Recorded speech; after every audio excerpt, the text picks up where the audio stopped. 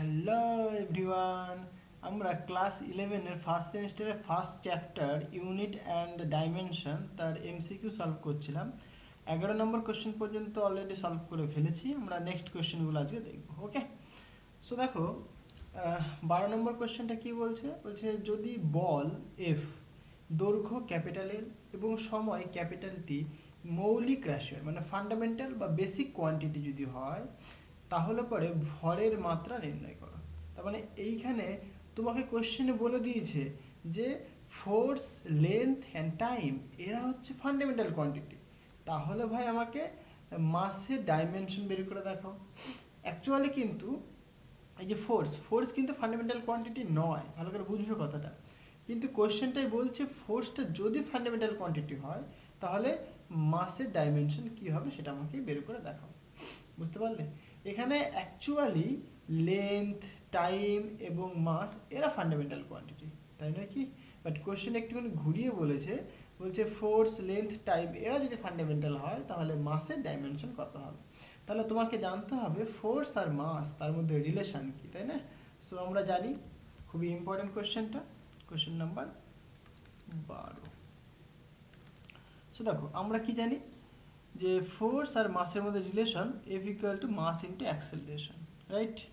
এটা আমরা 9-10-এ পড়েছি, আর আমরা পরে গিয়ে পড়বো, চাপ নেই, নিউটনস লজ অফ মোশন সেখানে পড়বো, এটা নিউটনের সেকেন্ড ল, তাই তো? সো দেখো এই যে ফোর্স, ফোর্স হচ্ছে তোমার কি ফান্ডামেন্টাল কোয়ান্টিটি। ওকে, তাহলে ফোর্সটাকে কিন্তু তুমি ভাঙতে পারবে না, কারণ কোশ্চেনটা বলে দিয়েছে, কোশ্চেনে বলেছে ফোর্সটা ফান্ডামেন্টাল, সুতরাং ফোর্সের যে ডাইমেনশন সেটা এফ, এটাকে তুমি ভাঙতে পারবে না, ঠিক আছে? তাহলে এটা আমি লিখবো এইরকমভাবে। মাস, মাসটা আমি বের করতে চাইছি, ফাইন। অ্যাক্সেলারেশন, অ্যাক্সেলারেশন কাকে বলে বলো? অ্যাক্সেলারেশন মানে কি? Velocity by time, right? তাহলে ভেলোসিটি মানে আবার আমরা লিখতে পারি কি, ভেলোসিটি মানে লেন্থ মানে বাই টাইম, সরণ বাই সময়, তাই না? তাহলে তুমি যদি ডাইমেনশন লেখো তাহলে কি লিখবে বলো? ভেলোসিটি ডাইমেনশন হবে L T to the power -1। তাহলে এখানে তুমি লিখবে L T to the power -1 divided by T, তাহলে L T to the power -2, right? তাহলে এখানে লিখে দাও এল টি টু দি পাওয়ার -2।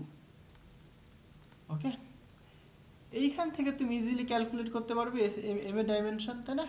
সুতরাং এটাকে নিচে নিয়ে চলে আসো, মানে বাদিকে নিয়ে চলে আসো, তাহলে লিখতে পারো তুমি এম এর dimension that is equal two, তাহলে এফ থাকছে, এলটা যেহেতু নিচে আসবে তাহলে এল টু দি পাওয়ার মাইনাস বলতে পারি আমরা, টি টু দি পাওয়ার 2, তাহলে এইটা। সুতরাং এইটা হচ্ছে তোমার এম এর ডাইমেনশন। জিনিসটা ক্লিয়ার হয়েছে? কিছুই না, একদম ইজি জিনিস। তাহলে দেখো F L to the power -1 T to the power মানে টি স্কোয়ার, তাই না? এটা তোমার আনসার হবে। এরকম ধরনের কোশ্চেন কিন্তু খুবই ইম্পর্টেন্ট আসে, এটাকে ডবল ট্রিপল স্টার করে রেখে দাও। ওকে, সো নেক্সট কোশ্চেন দেখো কি বলছে, টি সময়ে একটি বস্তুর বেগ মানে ভেলোসিটি তোমাকে বলে দিয়েছে। এইটা বলছে যেখানে এ বি সি এরা কনস্ট্যান্ট, তাহলে এ বি সি এদের ডাইমেনশন কত হবে সেটা আমাদেরকে বের করতে হবে। তাহলে রিলেশনটা দেখো কি বলেছে, V equal to AT plus B by T plus C. So question number 13, velocity V equal to কী ছিল বলো? বিটি ছিল, তাই না? নাকি এটি ছিল? এটি ছিল, sorry, A T plus B by T plus C, এটাই ছিল বোধ হয়, B by T plus C, ঠিক লিখেছি, অসুবিধা নেই। ওকে, এবার দেখো তোমরা অনেক কিছু অলরেডি জানো। কি জানো তোমরা? যে সমজাতীয় রাশির মানে সমজাতীয় রাশি বা সমমাত্রার রাশির যোগ বিয়োগ সম্ভব, তাই না? মানে এটি আর B by T plus C এদের দুজনের ডাইমেনশন কিন্তু সেম হতে হবে, তবেই কিন্তু আমরা যোগ করতে পারবো, তাই না? এবং আরেকটা জিনিস আমরা জানি যে সমমাত্রিক নীতি কি বলে নাকি, এই যে সমান সমান কোনো একটা ইকুয়েশনের যে সমান সমান তার বাদিকে যে কোয়ান্টিটি থাকে তার ডাইমেনশন আর ডান দিকে যে কোয়ান্টিটিগুলো থাকে তার ডাইমেনশন সেম হবে। তাহলে আমরা এখান থেকে বলতেই পারি যে এটি এর ডাইমেনশন কী হবে? ভি এর ডাইমেনশন হবে। সিমিলারলি যে B by T plus C এর ডাইমেনশনও ভি এর ডাইমেনশন হবে। কারণ কি, এও ভেলোসিটি এও ভেলোসিটি, তবেই তোমরা বলতে পারবো হ্যাঁ দুজনের যোগ বিয়োগ সম্ভব, তাই না? তাহলে এটি এটা একটা ভেলোসিটি। ওকে, তাহলে এখান থেকে তুমি ক্যালকুলেট করতে পারো। তাহলে দেখো তোমাকে এ ডাইমেনশন বের করতে বলেছে, তাহলে এটা বের করবো আমরা। সো এ রাখলাম, তাহলে টি দিয়ে ভাগ করে দিই, তাহলে ভি বাই টি এইটা, রাইট। সো আমরা লিখতেই পারি এ এর ডাইমেনশন কত হয় বলো, দেখো V by T. V by T কি দেয় বাবা, তাহলে ভি ভি এর ডাইমেনশন দেখো, ভি বাই টি মানে অ্যাক্সেলারেশন, তাই না, এটা তোমার অ্যাক্সেলারেশন রিপ্রেজেন্ট করছে। তাহলে এখান থেকে তুমি বলতে পারো যে ভি এর ডাইমেনশন হবে L T to the power -1 divided by T, মানে টি থাকছে, সুতরাং L T to the power -2। তাহলে এইটা হচ্ছে তোমার এর ডাইমেনশন। জিনিসটা ক্লিয়ার হয়েছে? কিছুই না, একদম সিম্পল জিনিস, শুধু একটু বুঝতে হবে। ওকে, তাহলে এইটা হচ্ছে কি আমাদের এর ডাইমেনশন। ঠিক লিখলাম, টি নিচে চলে আসলো। হ্যাঁ, তাহলে ভেলোসিটি বাই টাইম মানে অ্যাক্সেলারেশন দিচ্ছে, তাহলে অ্যাক্সেলারেশন ডাইমেনশন রিপ্রেজেন্ট করছে। কারণ আমরা একটা সূত্র জানি যে V equal to U plus A T, এরকম এগুলো সূত্র তোমরা পড়বে। সো এই যে এখানে এটি এটা একটা ভেলোসিটি, যেখানে এ তোমার অ্যাক্সেলারেশন। হ্যাঁ, আমরা এখানে জাস্ট ডাইমেনশন থেকে দেখতে পাচ্ছি যে এটা কি, এটা কি রিপ্রেজেন্ট করছে, এটা রিপ্রেজেন্ট করছে অ্যাক্সেলারেশন মানে ত্বরণ। ক্লিয়ার হয়েছে? ফাইন, বুঝলাম। নেক্সট দেখো যে B by T plus C, তাহলে এখানে বি এর ডাইমেনশন কী হবে? আচ্ছা, একটা কথা এখানে বলে রাখি আগে, নিচে দেখো টি প্লাস সি রয়েছে, যে নিচে কী রয়েছে, টি প্লাস সি। সুতরাং টি প্লাস সি, আমি একটু আগেই বললাম, কি বললাম, যে এই যে যোগটা হয়েছে, যোগটা কখন পসিবল, যখন দুজনের ডাইমেনশনে কি সেম, তাই না? তাহলে সিটা কিন্তু অবশ্যই টি এর ডাইমেনশন হতেই হবে, তবেই কিন্তু এই যোগটা তুমি বলতে পারবে। তাহলে সি এর যে ডাইমেনশনটা সেটা কিন্তু অবশ্যই টাইমের ডাইমেনশন হতে হবে, তবেই তুমি কি যোগ করতে পারবে, তাই না? তাহলে নিচে দেখো, নিচে কিন্তু অনলি টাইম রয়েছে, নিচে অনলি টাইমের ডাইমেনশন রয়েছে, তাহলে বি বাই টাইম। সুতরাং আমরা বলতেই পারি, সুতরাং এই যে বি বাই টাইম, কারণ টি প্লাস সি, টি এর ডাইমেনশন যদি টাইম হয় তাহলে সিটাকে অবশ্যই টাইম হতে হবে, তবেই তুমি যোগ করতে পারবে। কারণ দুজনের ডাইমেনশন বা ইউনিট যদি সেম হয় তবেই তুমি যোগ বিয়োগ করতে পারবে, বুঝতে পারলে? তাহলে সি এর ডাইমেনশনে কিন্তু অবশ্যই টাইম হতে হবে, দিস ইজ টাইম। ক্লিয়ার হয়েছে? তাহলে এটা আবার কী হবে, বি বাই টাইম মানে B by T plus C ছিল, তাহলে টি প্লাস সিটা টাইমের ডাইমেনশন হয়ে গেল। তাহলে এবার এইটা রিপ্রেজেন্ট করছে ভেলোসিটির ডাইমেনশন, রাইট? তাহলে ভেলোসিটির ডাইমেনশন লিখবে এটাকে আমরা, সুতরাং ভেলোসিটি। ওকে, তাহলে এখান থেকে তুমি বি এর ডাইমেনশন ক্যালকুলেট করতে পারো। সুতরাং বি এর ডাইমেনশন উইল বি, দেখো ভেলোসিটি, ভেলোসিটি মানে কত, L T to the power -1 into time মানে টি, তাই নাকি? তাহলে টি to the power -1 into T, এটা কত হবে? তাহলে শুধু এল পড়ে থাকবে, তাহলে B that is equal to only L. বুঝতে পারলে? তাহলে বিটা কি রিপ্রেজেন্ট করছে, লেন্থকে রিপ্রেজেন্ট করছে, তাহলে এটা রিপ্রেজেন্ট করছে লেন্থ অর ডিসপ্লেসমেন্ট। ওকে, সরণ রিপ্রেজেন্ট করছে। সো এখানে আমরা পেয়ে গেলাম সবই, যে সি রিপ্রেজেন্ট করছে টাইমের ডাইমেনশন, এ রিপ্রেজেন্ট করছে অ্যাক্সেলারেশন ডাইমেনশন, আর বি রিপ্রেজেন্ট করছে লেন্থের ডাইমেনশন। সো দেখো, সো অপশন তোমার সি কারেক্ট অপশন। দেখো প্রথমেরটা তোমার এ, এই এল তোমার হচ্ছে গিয়ে বি, আর টি তোমার হচ্ছে গিয়ে সি এর ডাইমেনশন। বুঝতে পারলে? তাহলে এটা তোমার কারেক্ট অ্যান্সার হবে। কিছুই না, একদম সিম্পল জিনিস। চলো নেক্সট কোয়েশ্চেন দাও, 14 নম্বর কোয়েশ্চেন। বলছে একটি সরল দোলকের দোলনকাল টি, পিণ্ডের ভর এম এবং দৈর্ঘ্য এল ও অভিকর্ষজ ত্বরণ জি এর সম্পর্কটি হলো টি ইকুয়াল টু এত, রাইট? দেখো এটা কিন্তু আমি থিওরি ক্লাসে করিয়েছিলাম, এখানে যখন আবার কোশ্চেনটা এসছে আমি আবার করিয়ে দিচ্ছি। যারা আমার থিওরি ক্লাসটা দেখেছো তারা কিন্তু এটা করতে পারবে, ইজিলি করতে পারবে, ঠিক আছে? কিছুই না। সো এখানে যে টাইম পিরিয়ড, 14 নম্বর কোয়েশ্চেন, মানে একটা পেন্ডুলাম রয়েছে, তোমরা এগুলো পড়বে, শেষের দিকে তোমরা পড়বে, সেকেন্ড সেমিস্টারে পড়বে এগুলোকে।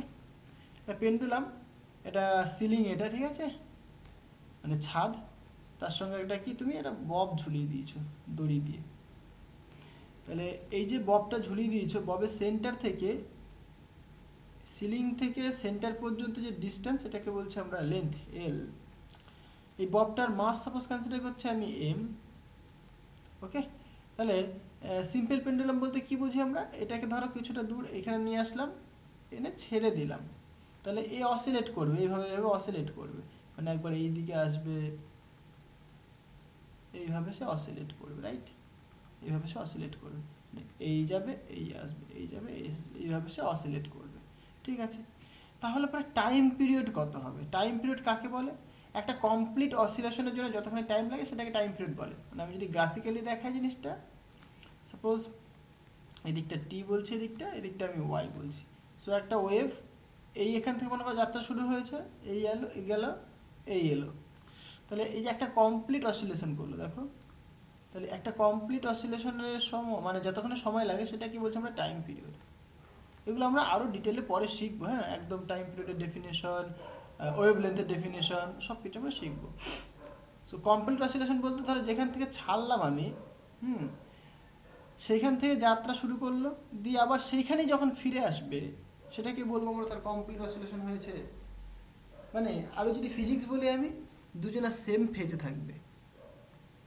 এগুলোর জন্য বলছি আমি পরে বলবো এগুলো, ঠিক আছে, দুজনা সেম ফেজে থাকবে যখন মানে দুটো মানে যখন ছাড়লাম এবং যখন এসে পৌঁছালো, দুটো পয়েন্টে যদি সেম ফেজে থাকে সেটাকে বলে আমরা কমপ্লিট অসিলেশন। বুঝতে পারলে? তো এই যে সেম মানে কনসিকিউটিভ দুটো পয়েন্ট যদি সেম ফেজে থাকে, তাহলে সেই কনসিকিউটিভ পয়েন্ট দুটোকে বলে থাকি আমরা কি, তাদের ওয়েভ লেন্থ হবে, সেই লেন্থটুকুনি, সেইটা টাইম বলে, তাহলে টাইম পিরিয়ড হবে। এগুলো আমরা আস্তে আস্তে শিখবো পরে, চাপ নেই। সো এখানে আমি বলছি যে টাইম পিরিয়ড টি, ক্যাপিটাল টি, এটা সাপোজ এদের সাথে কেমনভাবে রিলেটেড, আমি একটা কনস্ট্যান্ট কনসিডার করছি কে। ওকে, বলছি এখানে কি বলেছে সেটা বলে দিই, এম এর মাথায় কি দিয়েছে সেগুলো দেখে নিই। M to the power X বলেছে, L to the power Y বলেছে, G to the power Z বলেছে, right. So M to the power X, L to the power Y, G to the power Z. জিটা কি? Acceleration due to gravity, fine. মানে এই বডিটা রয়েছে, নিচে দিকে কি একটা অ্যাক্সেলারেশন কাজ করছে, অ্যাক্সেলারেশনটা কত, এম ইন্টু সরি ওজন কাজ করছে, ওজনটা তোমার মাস ইন্টু অ্যাক্সেলারেশন হয়ে থাকে, তাই তো। এই জিটা তোমার অ্যাক্সেলারেশন ডিউ টু গ্র্যাভিটি, মানে অভিকর্ষীয় ত্বরণ। Okay, acceleration due to gravity. Okay, so এখানে আমরা বের করতে চাইছি যে এরা মানে কেমনভাবে রিলেটেড, মানে এক্স এর মান কত হবে, ওয়াই এর মান কত হবে, জেড এর মান কত হবে, সেটা আমরা বের করতে চাইছি, ফাইন। সো এই যে টি, তাহলে টি এর ডাইমেনশন, মানে এখানে দেখো এম বলে কিছু নেই, মানে এম টু দি পাওয়ার 0 বলতে পারি আমরা, রাইট। এখানে লেন্থ টু দি পাওয়ার 0 বলতে পারি আমরা, টি টু দি পাওয়ার 1 বলতে পারি আমরা, তাই না, কারণ শুধুমাত্র টাইম রয়েছে। কে ভাই কনস্ট্যান্ট জানি না, এই কেটা আমরা এখানে বের করতে পারি না। এই ডাইমেনশন অ্যানালিসিস থেকে আমরা কিন্তু কে এর ভ্যালু মানে বের করতে পারি না, মানে এই কনস্ট্যান্ট ডাইমেনশনলেস কোয়ান্টিটির কোনো ভ্যালু কত সেটা আমরা বের করতে পারি না। এটা কি একটা ড্রব্যাক ডাইমেনশন অ্যানালিসিসের, ফাইন। এবং আরেকটা ড্রব্যাক খুব ইম্পর্টেন্ট, এটা বলেছিলাম আমি থিওরি ক্লাসে, যে যদি এই কনস্ট্যান্টের ডাইমেনশন থেকে থাকে তাহলে আমরা কোনো দিনই এরকম রিলেশন এস্টাবলিশ করতে পারবো না। যদি ডাইমেনশন থেকে থাকে কোনো কনস্ট্যান্টের, তাহলে কিন্তু আমরা রিলেশন কখনো এস্টাবলিশ করতে পারবো না, বুঝতে পারলে। এটা তখনই পসিবল যখন হচ্ছে গিয়ে এই কনস্ট্যান্টের ডাইমেনশন থাকবে না। দেখো এখানে কনস্ট্যান্টের ডাইমেনশন থাকে না, কারণ কনস্ট্যান্টের এখানে ভ্যালু আমরা দেখবো 2π চলে আসবে, ফাইন, মানে 2π আসে আর কি। টাইম পিরিয়ডে যদি তুমি রিলেশন দেখো এরকম হয় রিলেশনটা, যে time period T equal to 2π into L/g, এটা হচ্ছে তোমার রিলেশন। এম এর উপরও ডিপেন্ড করে না, টাইম পিরিয়ডটা মাসের উপর ডিপেন্ড করে না, ইন্ডিপেন্ডেন্ট অফ মাস হয়ে থাকে, ঠিক আছে। ঠিক আছে, এই জিনিসটা আমরা এখানে প্রমাণ করবো, যাব নেই। তো এটা আমরা জানি, মানে পরবর্তী সময় শিখবো, হয়তো তোমরা অলরেডি পড়েছো, জানো, ঠিক আছে, অসুবিধা নেই। সো এম মানে তো ভাই M M M M okay, so to the power X, আর এল মানে তো এল থাকলো, টু দি পাওয়ার ওয়াই। জি হচ্ছে তোমার অ্যাক্সেলারেশন ডিউ টু গ্র্যাভিটি, তাহলে এর হচ্ছে তোমার ডাইমেনশন কত হয়, এল T to the power -2, right. সুতরাং L T to the power -2 to the power Z. এবার একটা কাজ করি, এটাকে একটু সিম্পলিফাই করি। সুতরাং K M to the power X L to the power Y, L to the power দেখো এখানে জেড হবে, right, into T to the power minus two Z হবে।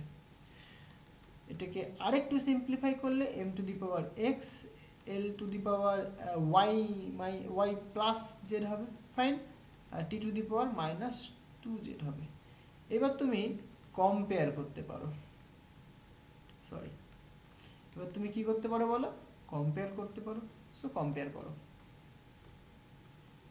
তাহলে আমরা যদি কম্পেয়ার করি, দেখো M to the power zero, তাহলে জিরোর সাথে এক্স কম্পেয়ার করবো। So by comparing we get যে এক্স ইকুয়াল টু জিরো গেল, so Y plus G equal to zero গেল, মাইনাস টু জি মানে Z that is equal to one, fine. So X to the power zero, অসুবিধা কিছু নাই, এখানে Y equal to minus Z বলতে পারি, আর এখান থেকে আমরা দেখো বলতে পারি Z equal to minus half, right. তাহলে জেডের ভ্যালু যদি আমি এখানটা পুট করে দিই তাহলে কি আসবে বলো, তাহলে ওয়াই ইকুয়াল টু বলবো আমরা minus into minus half, so plus half হবে, ফাইন। তাহলে আমরা এখানে প্লাস হাফ বলতে পারি। কটা পেজ বাড়িয়ে নিই, ওকে। তাহলে এইখানে তুমি বলবে Y equal to plus half. তাহলে দেখো সুতরাং তুমি পেয়ে গেছো সব, এক্স ইকুয়াল টু জিরো পেয়েছো, ওয়াই ইকুয়াল টু হাফ পেয়েছো, Z equal to minus half পেয়েছো।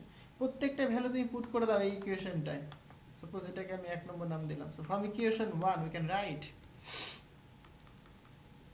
সো ফ্রম ইকুয়েশন 1 কি লিখে বলো, টি ইকুয়াল টু কে, কে এর মান বের করতে পারি না আমরা, কে কে থাকলো, M to the power zero মানে কোনো কিছুর পাওয়ার জিরো মানে করতে হবে, সেটা 1 হয়ে যাবে, তাই না।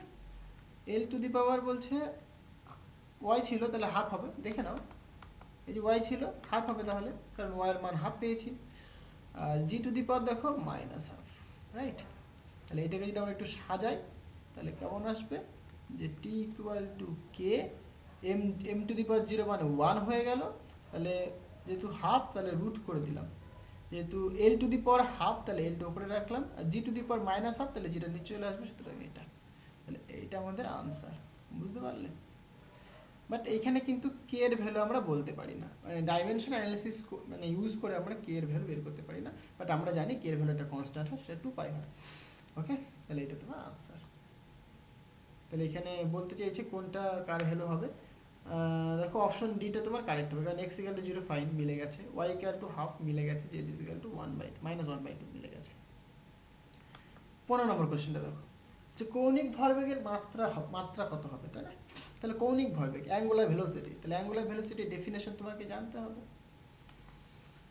I think this is question number 15, right, yeah 15।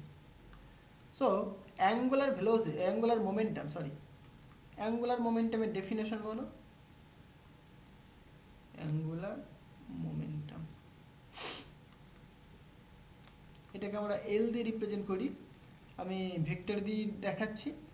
যখনই এই যে মোমেন্টাম বলি, মোমেন্ট অফ মোমেন্টাম বলা হয়ে থাকে, এটাকে যে মোমেন্ট অফ এর কথার মানেই হচ্ছে তোমার আর ভেক্টর ক্রস কিছু একটা হবে।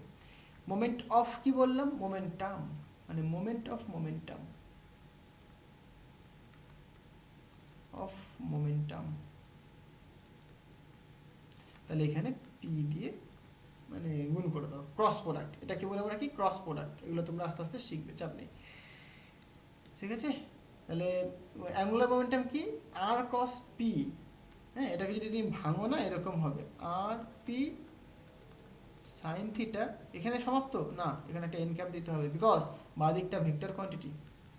তুমি যদি এটা এরকম লিখতে যে এল ভেক্টর তার মড মানে ম্যাগনিটিউড, শুধুমাত্র তুমি এটা ম্যাগনিটিউড নিয়ে কাজ করছো, মানে এল ভেক্টর এটা মানেই আবার এল বলতে পারো তুমি, ঠিক আছে, মড দিয়ে দিয়েছো মানে সিম্পল এল হয়ে গেল, তখন তুমি বলতে পারো আর পি সাইন থিটা, তখন এন ক্যাপটা হয়ে যাবে 1, বুঝতে পারলে, ইউনিট ভেক্টর, এন ক্যাপটা কি ইউনিট ভেক্টর, আর পি মানে তাদের যে নর্মাল ডিরেকশন, মানে এটা ধরো এটা ধরো আর, সাপোজ এটা ধরো তোমার পি, এটা আর ভেক্টর, এটা তোমার পি ভেক্টর। তাহলে আর থেকে পি এর দিকে একটা রাইট হ্যান্ডেড স্ক্রু ঘোরাও, তাহলে ডিরেকশনটা কোনটা হবে, আর থেকে পি এর দিকে, মানে এই দিক বরাবর একটা ডিরেকশন হবে, রাইট। তাহলে এইটা হচ্ছে তোমার অ্যাঙ্গুলার মোমেন্টামের ডিরেকশন। তাহলে দেখো এই দুজনের কি নর্মাল না, পারপেন্ডিকুলার, তাই এটাকে আমরা এন ক্যাপ দিয়ে লিখছি। এন ক্যাপটা কি, নর্মাল ইউনিট ভেক্টর। এগুলো আমরা আস্তে আস্তে শিখবো যে ইউনিট ভেক্টরের ডেফিনেশন কাকে বলে, মানে ভেক্টর ডিভাইডেড বাই তার মড, রাইট। মানে ধরো এল ভেক্টর ডিভাইডেড বাই তার মড, এটা তোমার ইউনিট ভেক্টরের ডেফিনেশন। এগুলো আমরা আস্তে আস্তে শিখবো, আবার অত চাপ নেই। সো আমাদের উদ্দেশ্য কি এখানে, এখানে উদ্দেশ্য হচ্ছে তোমার অ্যাঙ্গুলার মোমেন্টামের ডাইমেনশন বের করা, রাইট। সো ডেফিনেশন বুঝলাম, তাহলে ডাইমেনশন বের করা যাক। সো এল ইকুয়াল টু আমরা বলতেই পারি কি, আর into P. Suppose sine theta equal to 1, কখন হতে পারে 1, থিটা ইকুয়াল যদি 90 ডিগ্রি হয়, মানে আর পির মধ্যবর্তী অ্যাঙ্গেল যদি 90 ডিগ্রি হয়, তাহলে কি আমরা বলবো, কারণ সাইন 91 হয়, তাহলে আমরা বলতে পারি কি L equal to R P. তাহলে আর হচ্ছে গিয়ে জাস্ট ডিস্টেন্স বা ডিসপ্লেসমেন্ট, রাইট, ডিস্টেন্স একটা লেন্থ। তাহলে লেন্থের ডাইমেনশন হবে, পি হচ্ছে তোমার মোমেন্টাম। মোমেন্টামকে আমরা কি লিখতে পারি, মাস ইন্টু ভেলোসিটি, সিম্পল জিনিস, মাস ইন্টু ভেলোসিটি। তাহলে পরে আর মানে এল, এম মানে এম, আবার ভি মানে কত, L T to the power -1। তাহলে এইটা হচ্ছে তোমার ডাইমেনশন। সুতরাং M L square T to the power -1, fine. এইটা তোমার অ্যাঙ্গুলার মোমেন্টাম, যেটাকে আমি এল দিয়ে লিখেছিলাম। এখানে আবার কেটে দিও না এল এল, কারণ এই এলটা আমি রিপ্রেজেন্ট করেছি অ্যাঙ্গুলার মোমেন্টামকে, ওকে, মানে বুঝতে পেরেছো, মানে জাস্ট কিছুই না, মানে জাস্ট বোঝানোর জন্য এখানে আমি, এখানে তুমি স্মল এল বলতে পারো, যা খুশি বলতে পারো, ঠিক আছে। এখানে কিন্তু এরকম ভাবার কোনো ইয়ে নেই যে এই এল আর এই এল কেটে যাবে, ঠিক আছে। সো অ্যাঙ্গুলার মোমেন্টামের যে ডাইমেনশন সেটা তোমার এটা হচ্ছে তোমার এম টু দি পাওয়ার 1, মানে তো ভাই এমই থাকে, তাহলে অপশন তোমার সি কারেক্ট অ্যান্সার, ওকে।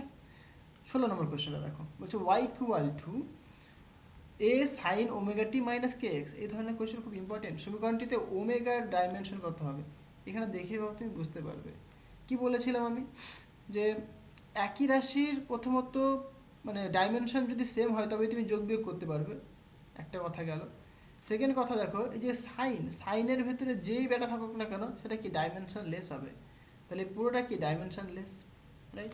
তাহলে ডাইমেনশন লেস হতে গেলে এই প্রত্যেকটা ভ্যালু মানে ওমেগা টি এবং কে এক্স এগুলোকেও ডাইমেনশন লেস হতে হবে। তাহলে ওমেগা টি একটা dimension less quantity, so omega T equal to আমি বলবো 1, বা K X that is equal to also 1, right. কারণ এরা কি dimension less quantity, okay. But এর ডাইমেনশন কিন্তু ওয়াইড ডাইমেনশন হবে। ওয়াইটা যদি মিটার বা সেন্টিমিটার হয়, মানে ওয়াই অ্যাকচুয়ালি লেন্থ হয়ে থাকে, তাহলে ওয়াইড ডাইমেনশন যদি এল হয়, তাহলে এর ডাইমেনশনে কিন্তু অবশ্যই এল হবে, কারণ ওয়াইটা এখানে লেন্থ, ওকে, ডিসপ্লেসমেন্টকে রিপ্রেজেন্ট করে। তাহলে এর ডাইমেনশন এল, ফাইন, বুঝলাম। But omega t K x এর ডাইমেনশন লেস, তাহলে ওমেগা মানে তুমি কি বলবে বলো, 1/t বলবে, টি তো হয় টাইম, তাহলে টি টু দি পাওয়ার -1, তাহলে ওমেগার ডাইমেনশন হবে টি to the power -1। K dimension কত হয় বলো, 1/x, এক্স বাই লেন্থ, তাহলে এল টু দি পাওয়ার -1, তাহলে এল টু দি পাওয়ার -1 হচ্ছে তোমার কে ডাইমেনশন, ফাইন। তাহলে এখানে অপশন দেখো, ওমেগার ডাইমেনশন বের করতে বলেছে, তাহলে ওমেগা মানে তুমি কি বলবে, সো ওমেগা মানে তুমি বলছো 1/t, রাইট। সুতরাং টি টু দি পাওয়ার -1, তাহলে এখানে কি এম রয়েছে না এম টু দি পাওয়ার 0, এল রয়েছে না এল টু দি পাওয়ার 0, টি রয়েছে হ্যাঁ টি টু দি পাওয়ার -1, বলতে পারলাম। সুতরাং ওমেগার ডাইমেনশন বাবা এটা হবে, হ্যাঁ, এটা তোমার কারেক্ট আনসার। এটা কত নম্বর কোশ্চেন, এটা 16 ওকে। তাহলে অপশন সি তোমার কারেক্ট আনসার, ওকে। 17 নম্বর কোশ্চেনটা দেখো, বলছে কোয়ান্টাম থিওরি অনুযায়ী একটি ফোটন পার্টিকেল বা ফোটন কণার শক্তি ই এবং কম্পাঙ্ক নিউ, আমরা রিলেশন জানি ইকুয়াল টু এইচ নিউ, এখানে বলে দিয়েছে। এইচ হচ্ছে তোমার প্ল্যাঙ্ক কনস্ট্যান্ট, যার মাত্রা কত সেটা বের করতে বলেছে। আমি থিওরিতে বলেছিলাম দেখবে এইচ হচ্ছে তোমার অ্যাঙ্গুলার মোমেন্টামের ডাইমেনশনকে রিপ্রেজেন্ট করবে, ঠিক আছে। এইচ অ্যাঙ্গুলার মোমেন্টামের ডাইমেনশনকে রিপ্রেজেন্ট করবে, দেখা যাক, বের করে নেওয়া যাক, তাহলেই তো হবে না। So 17 number question number 17, fine. So আমরা কি জানি E equal to H nu, এই যে E equal to H nu এটা দিয়েছিল বিজ্ঞানী Planck, according to Planck hypothesis, right? এটা প্ল্যাঙ্কের থিওরি, প্ল্যাঙ্কস হাইপোথিসিস। এগুলো তোমরা আস্তে আস্তে পরে হয়তো শিখবে, কারণ হ্যাঁ শিখবে তোমরা, কারণ এইচএসে গিয়ে শিখবে তোমরা, ঠিক আছে? সো আমাদের বের করতে হবে এইচ, তাহলে এইচ ইকুয়াল টু কী বলবে, ই বাই নিউ। নিউ হচ্ছে তোমার ফ্রিকোয়েন্সি, নিউটা কি ফ্রিকোয়েন্সি, ফ্রিকোয়েন্সি কাকে বলে, 1/টাইম পিরিয়ড, 1/টাইম পিরিয়ড। তাহলে ফ্রিকোয়েন্সির যে ডাইমেনশন হবে T⁻⁻1। আর E means energy, E means energy, energy means work done, work done মানে ফোর্স ইন্টু ডিসপ্লেসমেন্ট, ফোর্সের ডাইমেনশন কত হয় mL T⁻², এস মানে এল হবে, সুতরাং mL²T⁻²। তাহলে এইটা তোমার এনার্জি অর ওয়ার্ক ডানের dimension, fine.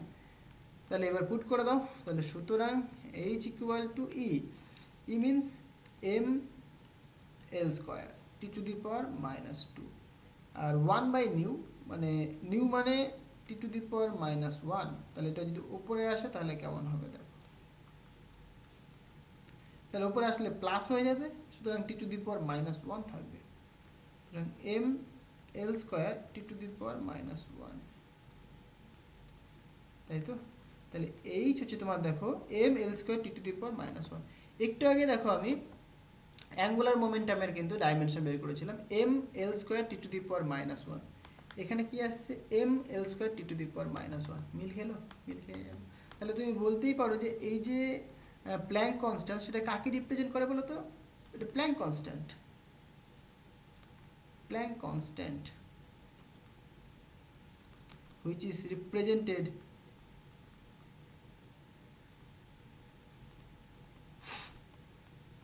by angular momentum। বুঝতে পারলে? এই নিখুঁত নিখুঁত মানে ছোট ছোট জিনিসগুলোকে তোমাকে বুঝতে হবে, ঠিক আছে? তাহলে তুমি অনেক কিছু শিখে যাবে। ওকে, 18 নম্বর কোশ্চেনটা দেখো, বলছে একটি স্ক্রু গেজ, আচ্ছা স্ক্রু গেজটা আমি পড়াইনি, আমি স্ক্রু গেজটা একটুখানি বলে দিই, তাহলে তোমরা বুঝতে পারবে জিনিসটা কি। তোমরা এগুলো প্র্যাকটিক্যালি আরও ভালো করে হাতে কলমে শিখবে, তখন আরও ভালো করে বুঝতে পারবে।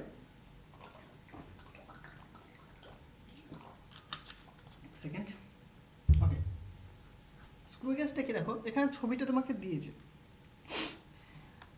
ছবিতে হয়তো অত ক্লিয়ার তুমি বুঝতে পারবে না যতক্ষণ না পর্যন্ত তুমি হাতে কলমে দেখছো স্ক্রু গেজটা। আমি একটু তাও এক্সপ্লেন করে দেওয়ার চেষ্টা করছি। সো দেখো অ্যাকচুয়ালি কি মানে স্ক্রু গেজটা কি, স্ক্রু গেজ একটা লেন্থ বা দৈর্ঘ্য মেজারমেন্ট করার একটা ইনস্ট্রুমেন্ট। তুমি বলবে স্কেল দিয়ে মেজার করতে পারতাম, হ্যাঁ স্কেল দিয়ে মেজার করতে পারতে, অসুবিধা কিছু নেই। একটা স্কেল নিয়ে নাও, আমরা যেরকম 100 সেন্টিমিটার একটা স্কেল পাই, 100 সেন্টিমিটার মিনস 1 মিটার, রাইট? আর 1 মিটার, এখানে দেখবে ঘর থাকে এরকম ছোট ছোট ঘর, ding ding ding ding ding ding ding ding ding ding ding ding এরকম ঘর থাকে। এবং এই যে দুটো ইউনিট মানে দুটো দাগ, এই দুটো দাগের মধ্যবর্তী যে ডিস্টেন্স সাধারণত 1 মিলিমিটার হয়ে থাকে, 1 মিলিমিটার হয়ে থাকে, তাই না? না সরি 1 মিলিমিটার না, 1 সেন্টিমিটার হয়, তাই না? এক একটা ঘরের দৈর্ঘ্য 1 সেন্টিমিটার করে হয়ে থাকে, তাই তো? যাই থাকুক না কেন, যেটাই থাকে, তাহলে ধরো দুটো দাগের মধ্যবর্তী যে ডিস্টেন্সটা ওইটা হচ্ছে তোমার মিনিমাম মেজারমেন্ট এই স্কেল দ্বারা। মানে এই স্কেলটা মিনিমাম যদি দুটো দাগের মধ্যবর্তী ডিস্টেন্স 1 সেন্টিমিটার হয় তাহলে সে মিনিমাম 1 সেন্টিমিটার মেজার করতে পারবে, ওর থেকে কম সে মেজার করতে পারবে না।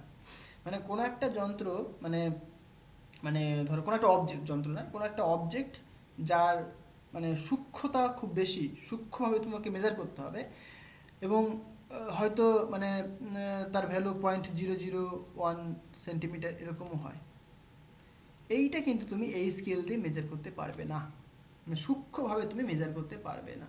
কেন পারবে না? কারণ এই যে তোমার যে মানে মার্জিন টানার যে স্কেলটা, সেই স্কেলটা শুধুমাত্র কিন্তু মিনিমাম 1 সেন্টিমিটার মেজার করতে পারে, এর থেকে কম লেন্থ কিন্তু সে মেজার করতে পারে না, কারণ সেটা তার সূক্ষ্মতা। বুঝতে পারলে? তাহলে ক্ষুদ্রতম মান এই যে মেন স্কেলে দুটো ঘর মানে দুটো দাগের মধ্যে যে ক্ষুদ্রতম মান মানে একটা ঘরের দুটো দাগ থেকে একটা ঘর পাচ্ছ তুমি। সো একটা ঘরের যে ক্ষুদ্রতম মান সেটা 1 সেন্টিমিটার। তাহলে 1 সেন্টিমিটারের কম মেজার করতে পারে না। তাহলে এই স্কেল দিয়ে আমরা সূক্ষ্ম জিনিস মেজার করতে পারবো না। তাহলে আরও সূক্ষ্মভাবে মেজার করার জন্য আমরা নিই ভার্নিয়ার স্কেল। কি নিই? ভার্নিয়ার ক্যালিপাস ইউজ করি। বিজ্ঞানী ভার্নিয়ার প্রথম ইনভেন্ট করেছিলেন সেটা। একদম সিম্পল জিনিস ভার্নিয়ার ক্যালিপার আমরা শিখব। আমি পরবর্তী যে কোশ্চেনটা সেটা ভার্নিয়ার স্কেল দিয়ে বলেছে, দেখো, ঠিক আছে? তো সেখানে এই ভার্নিয়ার ক্যালিপাসটা বলবো। আরেকটা জিনিস যেটা হয়, এই ভার্নিয়ার ক্যালিপার দিয়েও অতটা সূক্ষ্মভাবে মেজার করা যায় না, কারণ তারও একটা লিমিটেশন রয়েছে। তার যদি আমরা ভার্নিয়ার কনস্ট্যান্ট দেখি সেটা হয় অ্যাপ্রক্সিমেট 0.01 মিলিমিটার, দিস ওয়ান। তাহলে আমি যদি আরও সূক্ষ্মভাবে মেজার করতে চাই, মানে একটা মানে খুবই সূক্ষ্ম একটা তারের আমি রেডিয়াস মেজার করতে চাইছি, সেটা কিন্তু ভার্নিয়ার ক্যালিপার দিয়ে পারবো না, কারণ তার রেডিয়াস হয়তো মানে আরও ছোট, মানে আরও ক্ষুদ্র। তার জন্য আমরা ইউজ করি স্ক্রু গেজ। স্ক্রু গেজটা কি তাহলে আরেকটুখানি ফাইন মেজার করতে পারে, আরও সূক্ষ্মভাবে মেজার করতে পারে। আমরা যদি দেখি, আমরা দেখবো আস্তে আস্তে এর যে লিস্ট কাউন্ট হয়ে থাকে, লঘিষ্ঠ ধ্রুবক বলে বাংলায়, লিস্ট কাউন্ট মানে মিনিমাম যে মেজারমেন্ট করতে পারে এই ইনস্ট্রুমেন্টটা, সেটা কতখানি হয়ে থাকে? 0.001 মিলিমিটার, লাইক দিস। তাহলে আরও সূক্ষ্ম হয়ে গেল, ঠিক আছে? এবার এই ভ্যালুটা ডিপেন্ড করে, ঠিক আছে, তুমি মানে যেমনভাবে তুমি বানাবে জিনিসটা তার উপর ডিপেন্ড করবে এই ভ্যালুটা। আমরা দেখবো কী করে আসে না আসে। এই ভ্যালু আসবে তার কোনো কথা নেই, আমি একটা এক্সাম্পল দিয়ে বোঝাচ্ছি তোমাকে আমি। তাহলে কি আরও সূক্ষ্মভাবে মেজার করতে পারছি আমরা।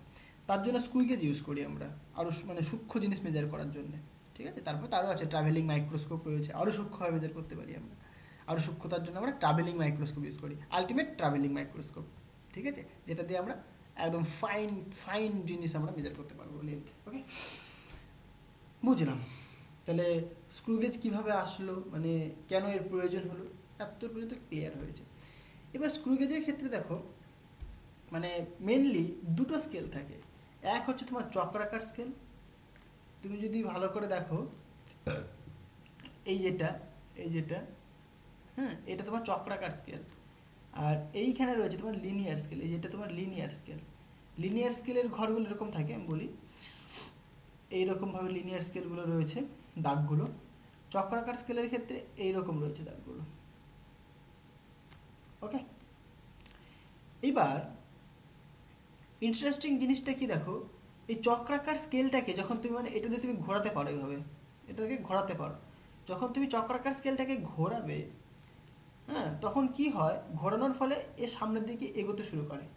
এবং ইন্টারেস্টিং ব্যাপার হচ্ছে কি, একটা কমপ্লিট রোটেশনের জন্য সে এক ঘর পরিমাণ করে শিফট হতে থাকে সামনের দিকে, ঠিক আছে? একটা কমপ্লিট রোটেশন বলতে ধরো এই যে চক্রাকার স্কেল, এই চক্রাকার স্কেলে দাগ সংখ্যা রয়েছে, এরকম দাগ সংখ্যা রয়েছে, সাপোজ 50টা, হতে পারে 100টা, যা খুশি হতে পারে, যেমন স্কেল তুমি নেবে বললাম আমি, সেটা ভ্যারি করে। যদি 50টা দাগ হয়, মানে কি 0 থেকে 50টা দাগ পর্যন্ত আছে, তাহলে একটা কমপ্লিট রোটেশন মানে তুমি 0 থেকে শুরু করেছো, মানে এই 0 দাগটা এই লিনিয়ার স্কেলের, মানে এখানে যে লিনিয়ার স্কেল তার 0-এর সাথে তুমি সমান করে রাখলে। এইবার যখন তুমি একবার ঘোরাচ্ছ, মানে 0 থেকে ঘোরালে, আবার 0-তে ফিরে আসলে, পুরো এরকম ঘোরাচ্ছ তুমি, বুঝতে পারলে? ঘুরিয়ে 0-তে ফিরে আসলে, তাহলে একটা কমপ্লিট রোটেশন হলো, মানে যেখান থেকে শুরু করেছিলে সেখানেই ফিরে আসলে, that is called complete rotation. Just simple জিনিস। এই একটা কমপ্লিট রোটেশনের জন্য এই চক্রাকার স্কেলটা কি হয় নাকি লিনিয়ার বরাবর একটা ঘর শিফট করে, লিনিয়ার বরাবর একটা ঘর শিফট করে। ওকে, এইটুকুনি আশা করে বোঝাতে পারলাম। ওকে, এবার দেখো এইটুকুনি বুঝে নাও, আমি আস্তে আস্তে আসছি আমি, তারপরে আমরা স্ক্রু পিচ কী সেগুলো শিখবো।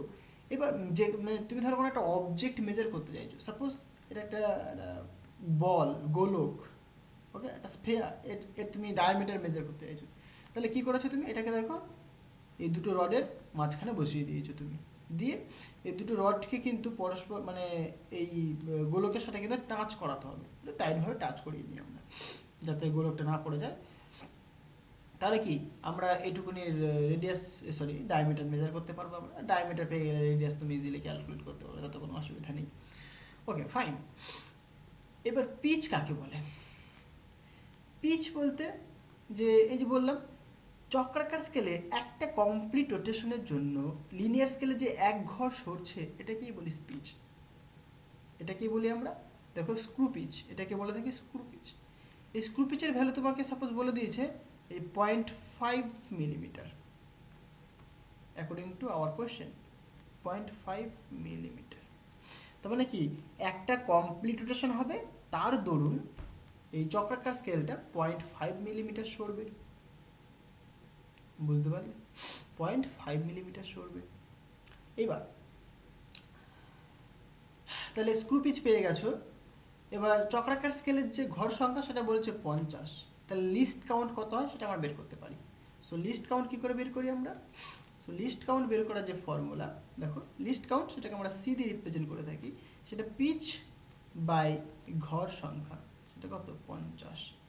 তাহলে পিচ কত বলো 0.5 মিলিমিটার বাই 50। এটা ঘর সংখ্যা, নাম্বারের পরে ইউনিট হয় না, তোমরা সবাই জানো। সো এটা যদি আমরা কাটাকাটি করি, এখানে একটা 10 আসবে, এখানে 5 5 কাটলে এখানে 10, মানে নিচে 100, মানে 0.01, রাইট? এত মিলিমিটার। তাহলে আমাদের যে স্কুল গ্যাসটা বলেছে তার যে লিস্ট কাউন্ট সেটা কত 0.01 মিলিমিটার। তার মানে কি এ মিনিমাম 0.01 মিলিমিটার পর্যন্ত মেজার করতে পারবে, ওর থেকে সূক্ষ্ম জিনিস এ মেজার করতে পারবে না এই স্ক্রু গেজটা। অনেক সময় এখানে 100টা থাকে, মানে 100টা ঘর থাকে, তুমি দেখো এখানে যদি তুমি 100 ঘর করে দাও তাহলে কি আরও ফাইন হয়ে গেল, মানে লিস্ট কাউন্টটা আরও কি কমে গেল, মানে কি আরও সে কম ভ্যালু পর্যন্ত মেজার করতে পারবে। বুঝতে পারলে? আচ্ছা, বুঝলাম। তাহলে স্ক্রু পিচ কি ক্লিয়ার হয়েছে? একটা কমপ্লিট রোটেশনের জন্য লিনিয়ার স্কেল বরাবর যে ঘর, মানে যতখানি দূরত্ব যাবে সেটাই তার স্ক্রু পিচ। আর লিস্ট কাউন্ট কি? পিচ মানে screw pitch divided by number of যে এখানে কাউন্ট মানে ঘর রয়েছে সেটা।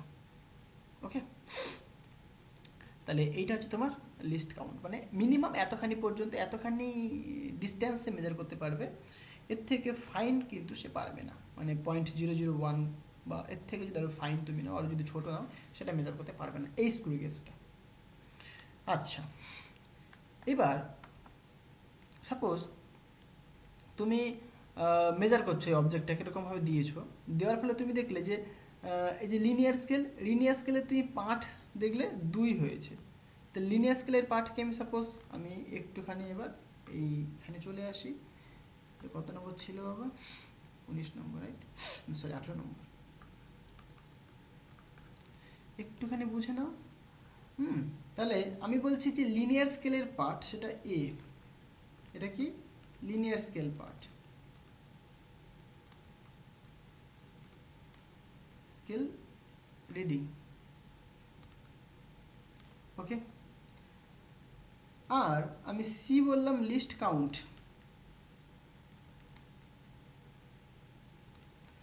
এবার আরেকটা জিনিস যেটা হয় সেটা কি বলতো, যখনই তুমি এরকমভাবে মেজার করবে তখন দেখবে তুমি, ধরো এখানে থাকলো তো লিনিয়ার স্কেল বরাবর 2 এসছে, ফাইন, সেটাকে আমি এ ধরে নিয়েছি।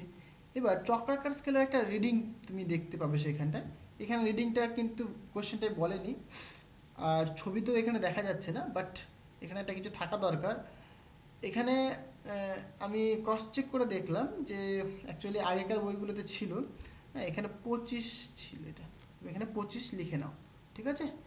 তাহলে 25, এখানে যদি তোমার 20 বলে তাহলে 20 লিখবে, যা যা বলবে ভাই তাই বলবে এখানটায়, মানে চক্রাকার স্কেলের পার্ট এখানটায় তুমি লিখে নাও। সো চক্রাকার স্কেলের যে পার্ট সেটাকে আমি সাপোজ বি বলছি, this is the circular scale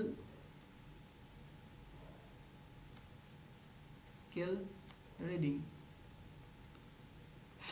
তাহলে পরে অ্যাকচুয়াল পার্ট বা রিডিং কত হবে সেটা D length, that is equal to, দেখো লিনিয়ার স্কেলের পার্ট মানে অতখানি রেডিয়াস বা diameter, sorry, plus list count কত সি, সার্কুলার স্কেলের পার্ট কত বি, তাহলে বি ইন্টু সি, এটা তোমার আনসার হবে।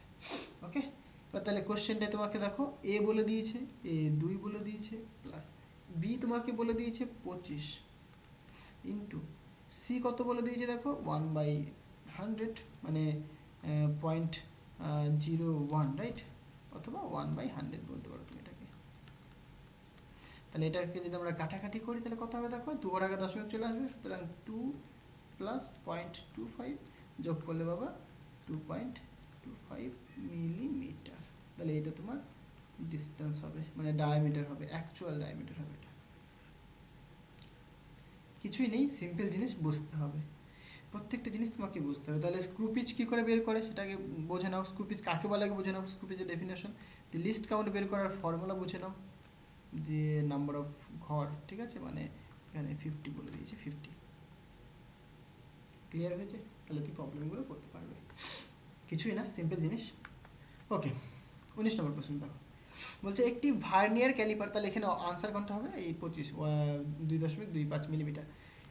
এইখানে লিনে সার্কুলার স্কেলের পার্ট যেমন বললো তেমন অনুসারে আনসার করবে তুমি, ঠিক আছে। এখানে যেহেতু 25 বললাম, আনসারটা ডি দেওয়া আছে দেখবে তোমাদের বইতে, সুতরাং 25ই এখানে হতেই হবে, তাছাড়া পসিবল নয়। এটা যদি 20 বলতো তাহলে এটা তোমার আনসার হতো, যেমন বলবে তেমন ভাই। ওকে, একটি ভার্নিয়ার ক্যালিপারের মূল স্কেলের একটি ক্ষুদ্রতম ঘরের, কি বলেছে, আচ্ছা বোঝা যাচ্ছে না, পার্ট, আচ্ছা পার্ট হবে ওটা, পার্ট 1 মিলিমিটার। তাহলে কি মূল স্কেল, ভার্নিয়ার ক্যালিপারটা কি সেটা বুঝতে হবে এবার। ওকে, সো ভার্নিয়ার স্কেলের 20 ঘর, মূল স্কেলের 16 ঘরের ভার্নিয়ার ক্যালিপারের স্থিরাঙ্ক, আচ্ছা তাহলে ভার্নিয়ার স্কেলের 20 ঘর ইকুয়াল টু মূল স্কেলের 16 ঘর। তাহলে ভার্নিয়ার ক্যালিপারের স্থিরাঙ্ক কত হবে সেটা বের করতে বলেছে। আগে ভার্নিয়ার ক্যালিপার বা ক্যালিপার্স সেটা বোঝো আগে। Question number 19। ওকে, নর্মাল স্কেল যেমন হয় তেমনই হয়, এটা নর্মাল স্কেলের মতোই হয়, বাট ইন্টারেস্টিং পয়েন্ট হচ্ছে গিয়ে দেখো, নর্মাল স্কেলে এরকম দাগ থাকে, রাইট, সবগুলোতেই দাগ থাকে এরকম, একটুখানি বোঝানোর জন্য আমি জাস্ট ইয়ে করলাম। এখানে এটা তোমার মেন স্কেল, এটা, সো এটাকে আমি এম দিয়ে লিখছি, this is our main scale, fine. এবং এই মেন স্কেলে যে দুটো ইউনিট বা দুটো দাগ তাদের মধ্যবর্তী যে ডিস্ট্যান্স, সেটা তোমার এই মেন স্কেলের একটা মানে মিনিমাম ভ্যালু। ওকে, মানে প্রত্যেকটা ঘরের ডিস্ট্যান্স, সেটা তুমি বলছো সাপোজ প্রতিটি মানে মূল স্কেলের প্রতিটি ঘরের দৈর্ঘ্য, মানে মূল স্কেলের সেটা তুমি ধরে নিতে পারো এম বা কিছু, মূল স্কেলের ঘরের দৈর্ঘ্য ইকুয়াল টু এম, তাহলে প্রতিটি স্কেলের মানে প্রতিটি ঘরের যে দৈর্ঘ্য সেটা তোমার এম ধরবে। ওকে, এবার কি করা হয়, এইখানে একটা মুভিং মানে স্লাইডিং ব্যাপার করা হয়, যেটাকে হ্যাঁ কি করা হয় নাকি স্লাইডিং এর একটা স্কেল এখানে অ্যাড করা হয়। এটা তোমার সাপোজ 0 দাগ ছিল, 0 দাগ, এখানে একটা স্লাইডিং স্কেল তোমার অ্যাড করা হয়ে থাকে। ওকে, এবং ইন্টারেস্টিং ব্যাপার হচ্ছে কি যে স্লাইডিং যে স্কেল এখানে অ্যাড করেছে এরও আবার ঘর সংখ্যা রয়েছে এরকম, কিন্তু ইন্টারেস্টিং পয়েন্টটা কি, এটা তোমার ভার্নিয়ার স্কেল, এটা কি বলে থাকি আমরা, ভার্নিয়ার স্কেল। ইন্টারেস্টিং পয়েন্ট হচ্ছে দেখো, তাহলে এই ভার্নিয়ার স্কেলের ঘর সংখ্যা আর মূল স্কেলের ঘর সংখ্যা কিন্তু সমান নয়। কেমনভাবে সমান এর আবার, বলছে ভার্নিয়ার স্কেলে যদি 10টা ঘর হয়, হতে পারে মূল স্কেলে সেটা মানে কম ঘর, আরও 9টা ঘর, বুঝতে পারলে কথাটা আমার। তাহলে ভার্নিয়ার স্কেলটা দেখো আরও ফাইন বেশি, ভার্নিয়ার স্কেলটা বেশি ফাইন, কারণ কি ঘর সংখ্যা বেশি। মানে এরকম ঘটনাটা তোমাকে ছবি এঁকে দেখাই, এটা মনে করো মূল স্কেলের পার্ট, মূল স্কেলে কতগুলো ঘর রয়েছে দেখো, 1 2 3 4টে ঘর, রাইট, 4টে ঘর রয়েছে। আমি ভার্নিয়ার স্কেলটাকে আরেকটু ফাইন করে দিলাম,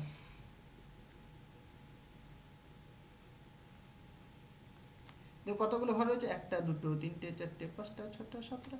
তাহলে ভার্নিয়ার স্কেলের 7টা ঘর ইকুয়াল টু মূল স্কেলের কটা, 1 2 3 4, 4টে ঘরের সমান। তাহলে কি বেশি ফাইন হয়ে গেল না? কথাটা বুঝতে পারছি আমি, এটা ইম্পর্টেন্ট।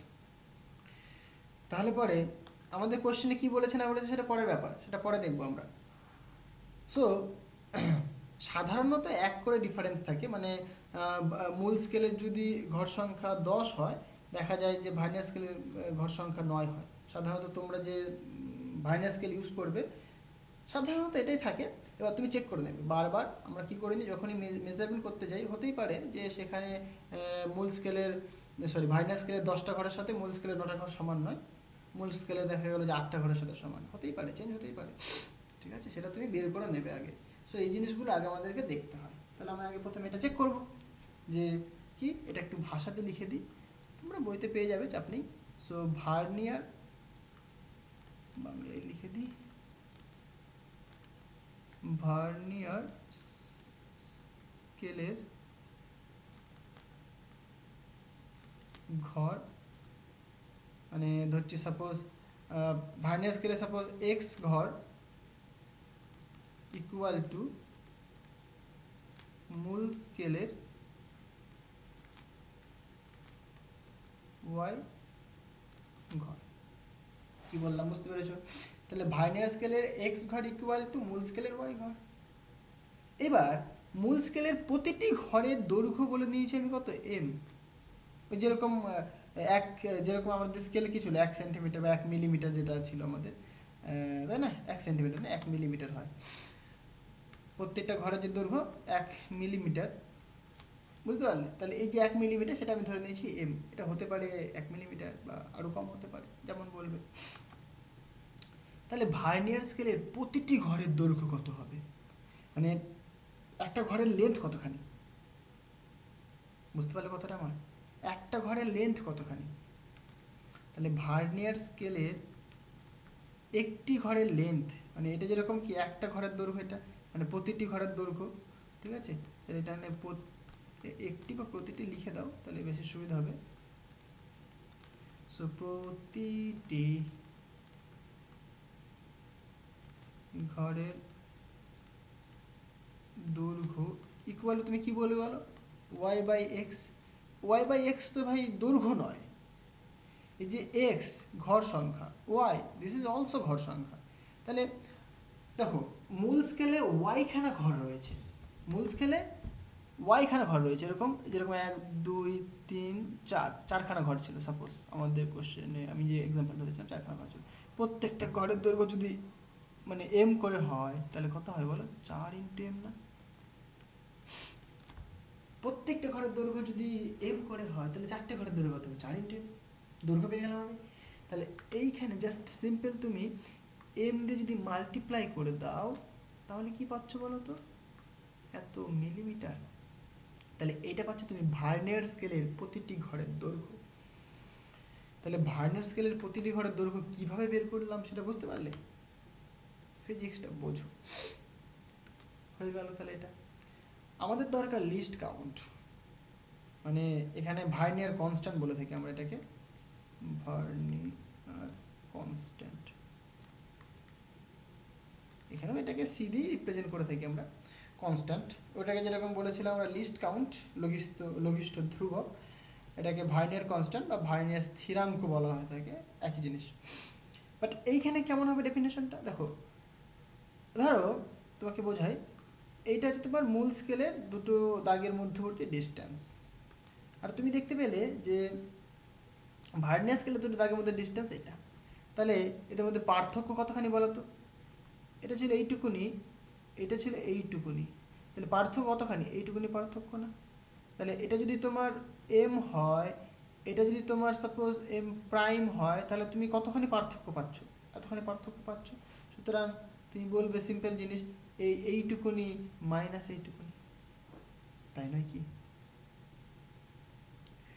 তাহলে মূল স্কেলের দৈর্ঘ্য মাইনাস ভার্নিয়ার স্কেলের দৈর্ঘ্য, মূল স্কেলের দৈর্ঘ্য মাইনাস ভার্নিয়ার স্কেলের দৈর্ঘ্য, তবেই তো তুমি হচ্ছে গিয়ে ভার্নিয়ার কনস্ট্যান্টটা পেয়ে যাবে। তাহলে মূল স্কেলের দৈর্ঘ্য কতখানি সেটা আমি ধরেছি এম, দেখো প্রতিটি ঘরের দৈর্ঘ্য এম, মাইনাস ভার্নিয়ার স্কেলের দৈর্ঘ্য কতখানি দেখো, Y by x into M. বুঝতে পারলাম? এখান থেকে এমটা তুমি কমন নিতে পারো, সুতরাং 1 minus Y by x into m, আর তাহলে এক্স ডিভাইডেড বাই এখানে x minus y into m. Okay, তাহলে এটা তোমার কি vernier constant x minus y equal to into m divided by x. এক্সটা তোমার ছিল ভার্নিয়ার স্কেলের দৈর্ঘ্য ঘর। সাধারণত যেটা হয়ে থাকে ওই যে বললাম, তাহলে এটা তোমার হয়ে গেল তোমার ফর্মুলা। ওকে, এটা তোমার ফর্মুলা। ভাই মুখস্থ করার কোনো দরকার নেই, বুঝে বুঝে করো। হ্যাঁ, মুখস্থ করতে গেলে ভুল হয়ে যাবে, এক্স ওয়াই কার ঘাড়ে কাকে চাপিয়ে দেবে নিজেও বুঝতে পারবে না। সো বুঝে বুঝে করো। অ্যাকচুয়ালি এগুলো তোমাকে প্রত্যেকটা মানে এক্সপেরিমেন্ট করতে গেলে পরেই এই যখন এগুলো দিয়ে যখন তোমার এক্সপেরিমেন্ট করো তখন এগুলো কাজে লাগবে তোমাদের। ঠিক আছে, সো তোমাকে এগুলো করতেই হবে তখন।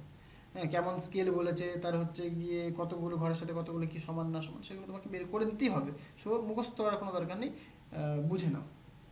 ওকে, এবার তোমাকে কোশ্চেনে কি বলেছে সেই অনুসারে আমরা এগোবো। এবার দেখো বলে যে মানে মূল স্কেলের ক্ষুদ্রতম ঘরের পাঠ বলে দিয়েছে 1 মিলিমিটার। তাহলে অ্যাকর্ডিং টু আওয়ার কোশ্চেন এখানে M equal to, so here M equal to বলে দিয়েছে 1 মিলিমিটার। ফাইন। নেক্সট কি বলেছে দেখো, বলছে ভার্নিয়ার স্কেলের ঘর, সেটাকে আমি এক্স বলেছিলাম, তাই এক্স ইকুয়াল টু বলে দিয়েছে 20 বলেছে না 20। আর ওয়াই তোমার হচ্ছে কি মূল স্কেলের ঘর সংখ্যা, মানে কার কতগুলোর সাথে সমান হবে আর কি, সেটা বলেছে 16টা। এবার তুমি বুঝে গেছো থিওরি, ঠিক আছে, থিওরি করে করে করবে তোমরা এটা। সো সি ইকুয়াল তুমি কি বলবে যে 20 minus 16 divided by X, X মানে 20 ইন্টু 1 মানে এম মানে কত 1 মিলিমিটার, সুতরাং এত, তাই না? লিস্ট কাউন্ট বেরোচ্ছে এটা তোমার, লিস্ট কাউন্ট বেরোচ্ছে এটা তোমার এত কি মিলিমিটার বেরোবে। তাহলে দেখো 16 মাইনাস, তাহলে 20 মাইনাস 16 মানে 4, 4 বাই 20 ইন্টু 1 মানে এত মিলিমিটার হয়ে গেল আলটিমেট। তো 4 5 20, সো 1/5 মিলিমিটার। তাহলে 5 দুগুণে 10 হয়, তাহলে 0.2 মিলিমিটার, তাই না? 0.2 মিলিমিটার এত তোমার লিস্ট কাউন্ট। 0.2 মিলিমিটার তোমার এটা আনসার হবে এখানে।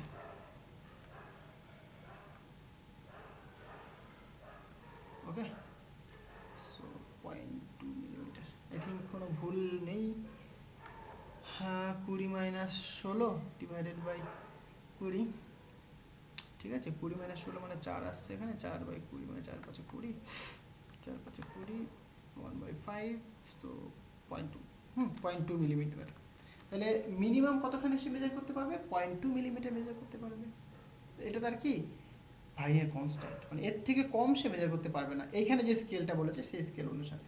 ওকে ফাইন, বুঝলাম। নেক্সট কোয়েশ্চেন দেখো, একই জিনিস বলছে কোনো স্লাইড ক্যালিপার, স্লাইড বলে এটাকে অনেক সময়, স্লাইড কেন বলছে যে এখানে স্লাইড করতে পারে, এখানে স্লাইডিং ব্যাপার রয়েছে এখানে। এখানে ভার্নিয়ারটা দেখালাম আমি না ছবি, মোটামুটি আর একটা ছবি গেছি দেখো, এই যে সবুজ কালার দেখেছি এটা কি মানে স্লাইড করতে পারে এখানে, মানে এই ভার্নিয়ারটাকে মুভ করতে পারো তুমি এদিক বরাবর, বুঝতে পারলে? এই ভার্নিয়ার স্কেলটাকে তুমি এদিক বরাবর মুভ করতে পারো, দিয়ে মানে কোন দাগের সাথে সমান হলো সেই দাগের পার্টটা নেওয়া হয়ে থাকে। এখানেও কিন্তু আমি যদি একদম টোটাল থিওরিতে আসি, মানে কি করে তুমি কারো লেন্থ মেজার করবে, ধরো এরকম স্কেলটা রয়েছে, তো বলে দিই একটুখানি, এরকম রয়েছে,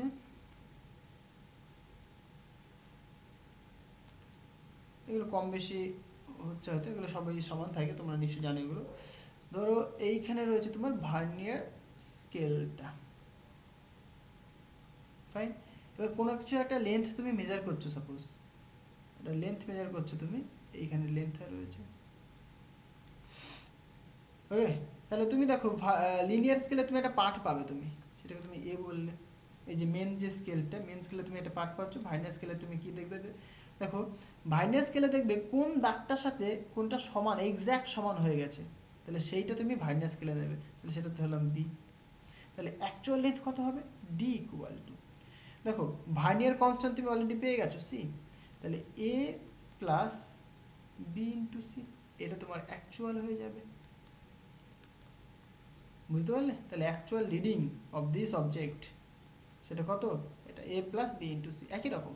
এখানে সিটা তোমার ভার্নিয়ার কনস্ট্যান্ট, বিটা তোমার যে দাগটা এক্স্যাক্ট সমান হয়ে গেল সেই দাগটাকে তুমি ধরে ভার্নিয়ার স্কেলের, বুঝতে পারলে? সাপোজ ধরলাম 5, 5-এর সাথে মিলে গেছে পুরো কোনো একটা দাগ, তাহলে সেই 5টাকে তুমি ধরবে। সো 5 ইন্টু সি, সি তোমার লিস্ট কাউন্ট, সরি এখানে ভার্নিয়ার কনস্ট্যান্ট, তার সাথে তুমি যে লেন্থটা তুমি মেন স্কেলে পেয়েছো সেটাকে তুমি যোগ করে দাও, তাহলে দেখো তোমার কিন্তু এক্স্যাক্ট ভ্যালু চলে আসবে, বুঝতে পারলে? এইভাবে আমরা করে থাকি। ওকে, নেক্সট কোয়েশ্চেন দেখো। সো ভার্নিয়ারের বলছে m+1 সংখ্যক ঘর মূল স্কেলের এখানে m হবে, মূল স্কেলে m সংখ্যক ক্ষুদ্রতম ঘরের সমান, মূল স্কেলের m সংখ্যক ক্ষুদ্রতম ঘরের সমান হয়।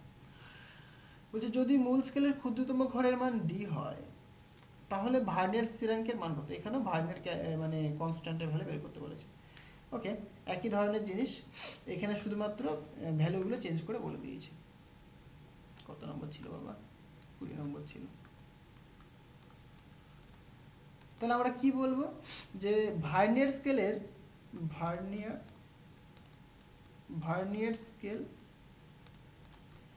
এর m প্লাস যে ঘর সেটা ইকুয়াল টু কত বলো? মেন স্কেলের m ঘর, রাইট? তাহলে ভার্নিয়ার স্কেলের এক ঘর মানে কত বলো? m/1 প্লাস m ঘর। তাহলে একটা স্কেলের দৈর্ঘ্য যদি বলি আমি, ভার্নিয়ার স্কেলের এক ঘরের দৈর্ঘ্য মানে একটি ঘরের দৈর্ঘ্য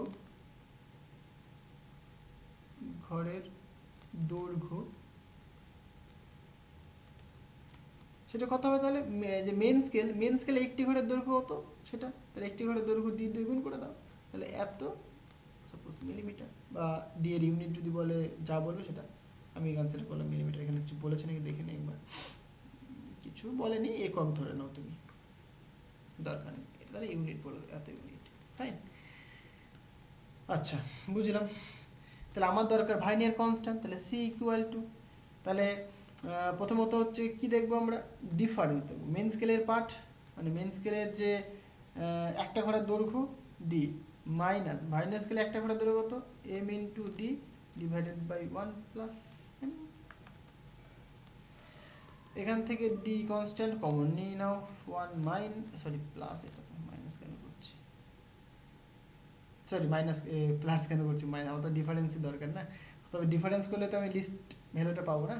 সো 1 মাইনাস বলতে পারো আমি কত? m/1 plus M, right? এখান থেকে দেখো আমি যদি লসাগু করি 1 প্লাস এম থাকছে, এখানে 1 plus M minus M into D থাকছে।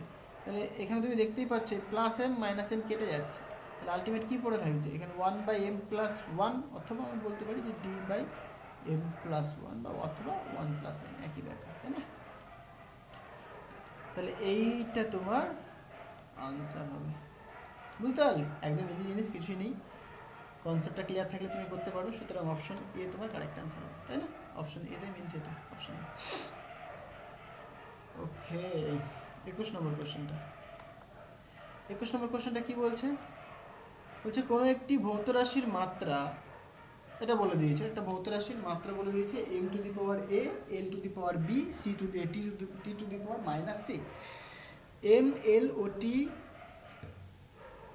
ভাই কেটে গেছে পিডিএফটা করার সময়, ঠিক আছে, টি যত করার কি মেজার করার সময় হবে হয়তো, এটা মেজার করার সময়ে ত্রুটির পরিমাণ যথাক্রমে আলফা প্রাইম, বিটা প্রাইম ও গামা প্রাইম হলে রাশিটি নির্ণয়ে মোট ত্রুটির মান নির্ণয় করো। আচ্ছা, বুঝতে পেরেছি। তাহলে তোমাকে একটা ফিজিক্যাল কোয়ান্টিটির মাত্রা বলে দিয়েছে, তাহলে তুমি রিলেশনটা বলতে পারবে তুমি এখান থেকে এরকম যে আচ্ছা এম এরকম লিখি আমি, এটা কত নম্বর? 21 নম্বর বোধ হয়। সাপোজ একটা ফিজিক্যাল কোয়ান্টিটি কনসিডার করছি আমি এক্স ইকুয়াল টু, কি বলেছে বলো তো? এম টু দি পাওয়ার এ, আমি স্মলে লিখে দিচ্ছি সব, এটা M to the power A L to the power b and t to the power minus c, সুতরাং t to the power minus c এটা। এবার দেখো এম মেজারমেন্টের এরার তোমাকে বলে দিয়েছে। মেজারমেন্টের এরার মানে আমি থিওরিতে বলেছিলাম, দেখবে ডেল্টা এম বাই এম বলে দিয়েছে তোমাকে। কত বলেছে? আলফা প্রাইম বলে, আলফা বলে দিয়েছে, তাহলে আলফা পার্সেন্টেজ। সিমিলারলি বলেছিলাম ডেল্টা এল বাই এল এর ভ্যালুটা এখানে কত? Beta prime, sorry beta percentage. আর ডেল্টা টি বাই টি এটা মেজারমেন্টে যেটা এসছে সেটা তোমার গামা পার্সেন্টেজ। যখন এরকম ফর্মুলা তোমাকে বলে দিয়েছে সেখান থেকে তুমি এক্স মেজারমেন্টের এরার তুমি বের করতে পারো ইন টার্মস অফ পার্সেন্টেজ। ওকে, যেহেতু এই এরারগুলোই বলে দিয়েছে পার্সেন্টেজে, তাহলে ডেল্টা এম বাই এম এটা কি পার্সেন্টেজেই বলছে। তাহলে তোমাকে রিলেশন এটা বলেছে, তাহলে আমি বলেছিলাম পাওয়ার থাকলে কি পাওয়ারটা আগে চলে আসে, তুমি এটা বের করতে পারবে কি করে? বোথ সাইডে তুমি লগ নিয়ে নাও। তাহলে এল এন এক্স একবার দেখিয়ে দিচ্ছি আমি। সো এখানে এল এন দেখো M to the power a, l to the power b, t to the power minus c. লগের প্রপার্টি জানো, ভেঙে দাও, ডেরিভেটিভ করো, তাহলে হয়ে যাবে। বা আমরা বলতেই পারি এরার মানে কি? এরার মানে জাস্ট এটা ধরো তুমি মেজার করলে কোনো একটা কিছু, এটা মেজার্ড ভ্যালু মাইনাস এটা অ্যাকচুয়াল ভ্যালু, কম বেশি হতে পারে সেটা আলাদা ব্যাপার, মানে চেঞ্জ বাই ইনিশিয়াল অ্যাকচুয়াল। তাহলে অ্যাকচুয়ালের রেসপেক্টে কী পরিমাণ চেঞ্জ হয়েছে, that is call error, percentage. তাহলে পার্সেন্টেজ এরার বলে দেবো। পার্সেন্টেজ মানে 100 দিয়ে ভাই গুণ করে পার্সেন্ট করে দাও, তাহলে পার্সেন্টেজ এরার হয়ে গেল, তাই না? জাস্ট কিছুই না, তোমার লেন্থ ছিল ভাই 5, কোনো একটা কলমের বা পেনের লেন্থ সাপোজ 5, তুমি মেজার করে পেলে 4.9, তাহলে কতখানি ভুল এসছে? 5 মাইনাস 4.9, তাহলে এতখানি এরার। যদি তুমি পার্সেন্টেজে দেখতে চাও কত পার্সেন্টেজ এরার, তাহলে ইনিশিয়ালটার রেসপেক্টিভ তুমি মানে ইনিশিয়ালটা দিয়ে ভাগ করে দাও, অ্যাকচুয়ালটা দিয়ে ভাগ করে দাও, দিয়ে 100 দিয়ে মাল্টিপ্লাই করে দাও, পার্সেন্টেজ পেয়ে যাবে, সিম্পল জিনিস। তাহলে এখানে কি হয় বলো তো? এ থাকবে, কারণ দেখো টু দি পাওয়ার এ রয়েছে, a into delta m by m হবে, plus B into delta l by l হবে। দেখো মাইনাস সি, তাহলে আমি কি লিখবো? Minus c into delta t by t হবে। সবই তো বাবা বলে দিয়েছে। সুতরাং এ এটা মানে বলে দিয়েছে আলফা পার্সেন্টেজ, প্লাস বি এটা মানে বলে দিয়েছে বিটা পার্সেন্টেজ, তো সি এটা মানে বলে দিয়েছে গামা, বলেছে না গামা পার্সেন্টেজ। ওকে, তাহলে এগুলো কি সব এত পার্সেন্টেজ বলে দাও, তাহলে এত পার্সেন্টেজ কি এরার আসবে এক্সে। তাহলে তুমি যদি এক্সটা মেজার করো, যে ফিজিক্যাল কোয়ান্টিটিটা বলেছে, তাহলে সেটা মেজারমেন্টে এরার আসবে ওইটা। অপশন দেখো, অপশন এখান থেকে দেখি, এটা হতে পারে না, এটা হতে পারে না, এটা হবে না, আলফা এ বিটা বি গামা সি, হ্যাঁ এটা তোমার কারেক্ট অ্যান্সার। বুঝতে পারলে? এইভাবে তোমাকে বুঝে বুঝে করতে হবে। 22 নম্বর কোশ্চেনটা দেখো কি বলেছে এটা। একটি তারের ভর, প্রস্থচ্ছেদের ব্যাসার্ধ, দৈর্ঘ্যের পরীক্ষালব্ধ ভ্যালু মানে মান হবে, যত সময় মান আছে ওখানটায়, যথাক্রমে এত গ্রাম, এত মিলিমিটার। হ্যাঁ এখানে কি বলেছে ভাই? এ তো সমস্যাদায়ক, না বোঝা গেলে তো সমস্যা, না আনসার মিলবে না। 0 পয়েন্ট কত রয়েছে এখানে বোঝা যাচ্ছে না এটা। ওকে, যাই দিক না কেন, আমি জাস্ট প্রসেসটা বলে দিই। সাপোজ আমি এটা কিছু ধরে নিচ্ছি ওখানটায় আমি। ওকে, সো যদি হয় প্রাপ্ত তথ্য অনুযায়ী তারটির উপাদানের ঘনত্ব গণনা সর্বোচ্চ ত্রুটি কত হবে। আচ্ছা, তাহলে এখানে তোমাকে ঘনত্ব বের করতে হবে, ডেনসিটি। 22 নম্বর কোশ্চেন, কোশ্চেন নাম্বার 22, বুঝান। সুতরাং ডেনসিটি কাকে বলে সেটা জানতে হবে। ডেনসিটি আমি যদি বলি, ডেনসিটিকে আমরা সাপোজ রো দিয়ে রিপ্রেজেন্ট করতে পারি, রাইট? রো,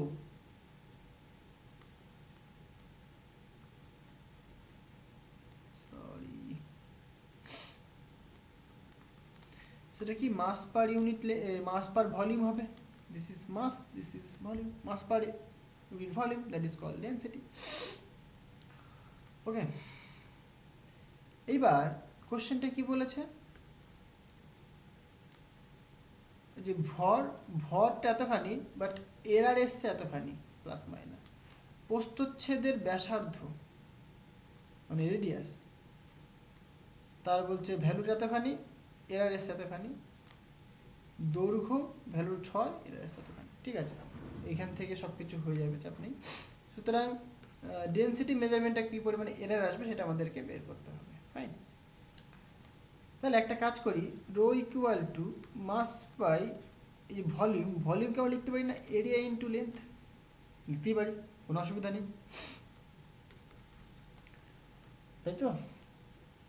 তাহলে পরে এখানে রো ইকুয়াল টু আমরা বলতেই পারি যে m a to the power -1 l to the power -1।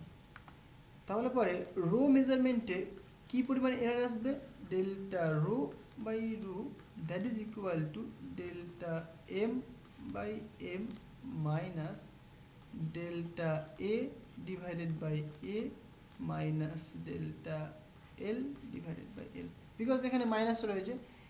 এইবার যদি আমি একটা কথা বলেছিলাম, হ্রাস বৃদ্ধির গল্প বললে মাইনাস নেওয়া হয়, আদারওয়াইজ প্লাস নিয়ে কাজ করলেও হয়ে যায়। ঠিক আছে, সো এখানে কি কি বলেছে দেখো, তোমাকে কিন্তু ভ্যালু বলে দিয়েছে আর এরার বলে দিয়েছে। সো মাসের কথা যদি প্রথমে বলি আমি, এমটা দেখো বলে দিয়েছে, এম এর ভ্যালু কত 0.3 লিখে দাও। বাট এই যে ডেল্টা এমটা চেঞ্জ, রাইট? চেঞ্জটা দেখো বলে দিয়েছে 0.003, সো 0.003, তাহলে ডেল্টা এমটা এটা বলে দিয়েছে এত, মাইনাস এটাও দেখো বলে দিয়েছে এখানে। আচ্ছা, প্রস্থচ্ছেদের ব্যাসার্ধ বলেছে আবার না, এটাকে তুমি এক কাজ করো তাহলে, পাই আর স্কোয়ার করে দাও, মানে এটা এরিয়া যেহেতু বলেনি, তাহলে এটাকে তুমি পাই আর স্কোয়ার করে দাও, মানে এরিয়া ইকুয়াল তুমি লিখতে পারো না পাই আর স্কোয়ার। তাহলে পাই তো কনস্ট্যান্ট, তাহলে লগ নিলে পরে পায়ের কোনো গুরুত্ব থাকবে না, জাস্ট এখানে তুমি আর স্কোয়ার বলবে, পাই আর স্কোয়ার, তাহলে আর টু দি পাওয়ার -2 হবে এখানটায়, মানে মেনলি এখানে এরকম হবে আর টু দি পাওয়ার। আচ্ছা, আমি যদি লিখি এটা, তাহলে মাস থাকছে, তাহলে পাইটা নিচে থাকছে, ওকে, আর এটা উপরে উঠে আসলে পরে কত হবে, আর টু দি পাওয়ার -1 হবে, বিকজ দিস ইজ 1, আর এখানে আর স্কোয়ার মানে আর টু দি পাওয়ার -2 হবে, তাই না? ইন্টু লেন্থ মানে এল টু দি পাওয়ার -1, তাহলে আরও একটা লেন্থ, তাহলে এটার জন্য তুমি এরকম বলবে যে ডেল মানে -2, তাহলে -2 আগে চলে আসবে, সুতরাং -2 into delta r by r, right? তাহলে ডেল্টা আর বাই আর এটা বলে দিয়েছে 2 into delta r by r, delta r কত বলেছে দেখো, 0.005 মিলিমিটার,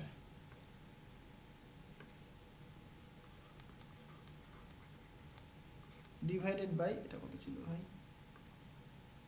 0.5 মাইনাস এখানে এল এর ভ্যালুটা কত বলেছে, আর 6 বলেছে, ডেল্টা এল এর ভ্যালুটা সাপোজ ক্যান্সেল করছে 0.00, কত ধরি বলো তো এবার, কত বলেছে আমি জানি না, সাপোজ কিছু একটা ধরি 0.06 ধরি আমি, 0.06 ধরলাম এটা। তাহলে এটা তুমি ক্যালকুলেশন করো, ক্যালকুলেশন করলে পরে কিন্তু তোমার delta rho by rho value চলে আসবে, বুঝতে পারলে? তুমি যদি পার্সেন্টেজে যাও তাহলে 100 দিয়ে মাল্টিপ্লাই করে দেবে, তাহলে তোমার পার্সেন্টেজ চলে আসবে। আশা করি জিনিসটা বোঝাতে পারলাম, তাহলে এটা করলে কিন্তু তোমার আনসার চলে আসবে। হ্যাঁ, ওকে, নেক্সট কোশ্চেন দেখো। নেক্সট কোশ্চেনটা করেই ছাড়তে হবে। ওকে, নেক্সট কোশ্চেনটা কি বলছে, মূল স্কেলে একটি ক্ষুদ্রতম ঘরের দৈর্ঘ্য 1 মিলিমিটার, মানে মেন স্কেল তার যে ডিস্টেন্স, মানে প্রতিটা ঘরের ডিস্টেন্স বলে দিয়েছে 1 মিলিমিটার। ফাইন, যে এরূপ ভার্নিয়ার যন্ত্রগুলির মধ্যে যেটি ভার্নিয়ারের স্থিরাঙ্ক সি কত বলে দিয়েছে 0.1 মিলিমিটার, তাহলে ভার্নিয়ার স্কেলের দৈর্ঘ্য এবং কতগুলো ভাগে ভাগ করেছে সেটা বের করতে বলেছে। তাহলে এখান থেকে তুমি কি করতে পারো দেখো, মেনলি আমরা কি জানি, আমরা জানি ধরো ভার্নিয়ার স্কেলের এক্স ঘর ইকুয়াল টু মেন স্কেলের ওয়াই ঘর, রাইট? তাহলে ভার্নিয়ার স্কেলের একটা ঘর equal to Y by X বলবো। তাহলে ভার্নিয়ার স্কেলে একটা স্কেলের দৈর্ঘ্য ইকুয়াল টু আমরা কী বলি, Y by x into M. তাহলে ভার্নিয়ার কনস্ট্যান্ট কি বলতে পারি আমরা, C equal to M minus Y by x into M. That means X minus Y by x into M, এটা বলতে পারি আমরা, রাইট? সো এখানে সি এর ভ্যালুটা বলে দিয়েছে। আচ্ছা এটাকে এখানেই করি, কোশ্চেন নাম্বারটাই ভুলে গেলাম, 23, কোশ্চেন নাম্বার 23। তাহলে সি ইকুয়াল টু আমরা বলছি এখন x minus y divided by x into m. C এর ভ্যালুটা বলেছে 0.1 millimetre equal to x minus y divided by x. এখানে এম এর ভ্যালুটাও বলে দিয়েছে 1 মিলিমিটার। ওকে, তাহলে এখান থেকে তুমি কি করতে পারো দেখো, এক্স বাই, তাহলে এটাকে এক্স দিয়ে যদি ভাগ করে তাহলে 1 মাইনাস ওয়াই বাই এক্স হবে, এটা ইকুয়াল টু 0.1। তাহলে এটাকে যদি দিকে নিয়ে আসি তাহলে প্লাস হয়ে যাবে, আর এটার দিকে আনলে মাইনাস হবে, সুতরাং y by x equal to তুমি বলবে 1 মাইনাস 0.1। তাহলে এটা করলে পরে 0.9 হবে। 0.9 মিনস দশমিক তুললে পরে 9/10। তাহলে দেখো, তাহলে ওয়াই এর মান যদি তোমার 9 হয় তাহলে এক্স এর মান অবশ্যই 10 হতে হবে। তাহলে এক্সটা আমি কি ধরেছিলাম, এটা তোমার ভার্নিয়ারের জন্য ধরেছিলাম। তাহলে ভার্নিয়ার স্কেলের 10টা ঘর আর এটা কি মেন স্কেলের 9টা ঘরের সাথে সমান, বুঝতে পারলে? তাহলে তুমি কি বলবে যে দেখো, তাহলে ভার্নিয়ার স্কেলের যদি 9টা ঘর হয় মানে তাহলে কতগুলো ভাগে ভাগ হবে, 10টি ভাগে ভাগ হবে। দৈর্ঘ্য যদি 9 হয় তাহলে সেরকম আনসার পাচ্ছ 9, 100 না, এটা হতে পারে না। তাহলে দেখো অপশন এ কারেক্ট হবে। কি করে কারেক্ট হবে অপশন এ, তুমি ওপর নিচে 10 দিয়ে মাল্টিপ্লাই করতেই পারো। তাহলে কত আসছে এখানে, 90/100। তাহলে দৈর্ঘ্য যদি 90 হয়, মানে মেন স্কেলের দৈর্ঘ্য যদি 90 হয়, ঠিক আছে, তাহলে ভার্নিয়ার স্কেলের দৈর্ঘ্য কত হতে হবে, 100 হতে হবে। তার মানে কি 100টা ভাগে ভাগ করতে হবে, মানে 90টা ঘরকে, মানে মেন স্কেলের 90টা ঘরকে, যে 90টা ঘরকে ভার্নিয়ার স্কেলের 100টা ঘরে ভাগ করতে হবে, বুঝতে পারলে? তাহলে আনসার তোমার কত হবে, আনসার এ তোমার কারেক্ট আনসার। আশা করি জিনিসটা বোঝাতে পারলাম। ওকে, আজকে এই পর্যন্তই থাক। আর যে কটা কোশ্চেন আছে লাস্ট দিন মানে নেক্সট ক্লাসে আমি করিয়ে দেবো, ঠিক আছে?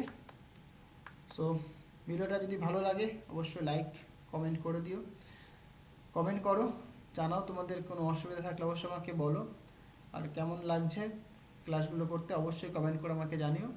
আর ভিডিওটা তোমার বন্ধুদের সাথে শেয়ার করো, অনেক অনেক বেশি করে শেয়ার করো ভাই। ওকে, আর চ্যানেলে নতুন হলে সাবস্ক্রাইব করে দিও।